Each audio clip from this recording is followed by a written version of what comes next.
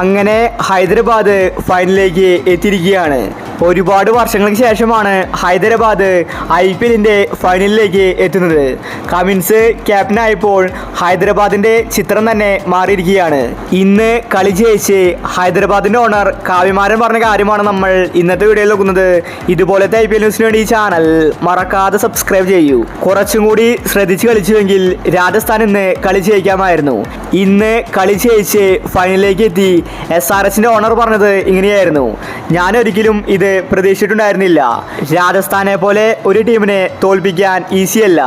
സഞ്ജു ക്യാപ്റ്റനായ രാജസ്ഥാൻ മികച്ച രീതിയിലാണ് ഈ IPLൽ കളിച്ചിട്ടുള്ളത്.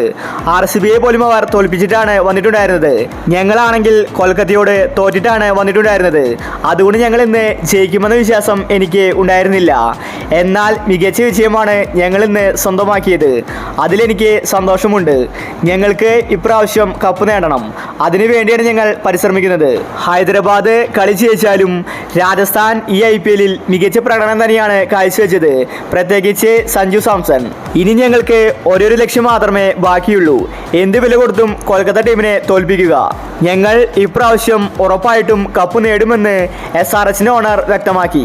രാജസ്ഥാൻ ആരാധകർ നിരാശയിലാണ്. ഇപ്രാവശ്യമെങ്കിലും കപ്പ് നേടുമെന്നായിരുന്നു കരുതിയത്. എന്നാൽ സഞ്ജുവിന് ഭാഗ്യമില്ല. കളിക്കേണ്ട സമയത്ത് സഞ്ജു കളിച്ചില്ല. ഇന്നായിരുന്നു സഞ്ജു കളിക്കേണ്ട സമയം. എന്നാൽ സഞ്ജു ഫ്ലോപ്പായി.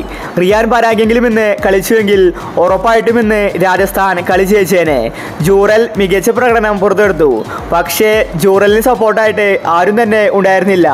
അവസാന പ്രതീക്ഷയായ റോമാൻ പൗലും ഔട്ടായി. മിഡിൽ ഓർഡറാണ് രാജസ്ഥാന് പണിയായത്. അപ്പോൾ ഇന്ന് രാജസ്ഥാൻ കളി തോൽക്കാൻ കാരണമായത് എന്തൊക്കെയാണ്? നിങ്ങളുടെ അഭിപ്രായങ്ങൾ താഴെ കമൻറ്റ് ചെയ്യുക. ഇതുപോലത്തെ IPL ന്യൂസിന് വേണ്ടി ഈ ചാനൽ മറക്കാതെ സബ്സ്ക്രൈബ് ചെയ്യൂ.